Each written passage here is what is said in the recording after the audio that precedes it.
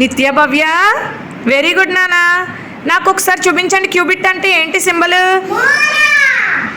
Very good. Hand span అంటే? Finger span అంటే? Foot అంటే? పేజ్ అంటే? Very good.